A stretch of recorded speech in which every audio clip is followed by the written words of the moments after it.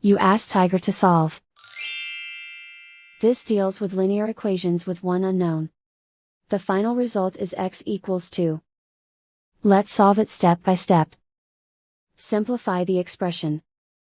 Group like terms. Simplify the arithmetic.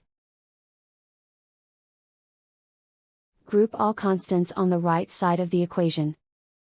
Subtract 36 from both sides. Simplify the arithmetic.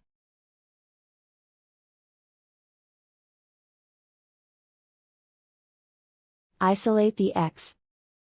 Divide both sides by -9. Cancel out the negatives. Simplify the fraction. Cancel out the negatives.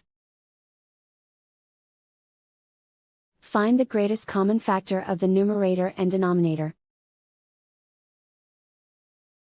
Factor out and cancel the greatest common factor. And so the final result is x equals 2.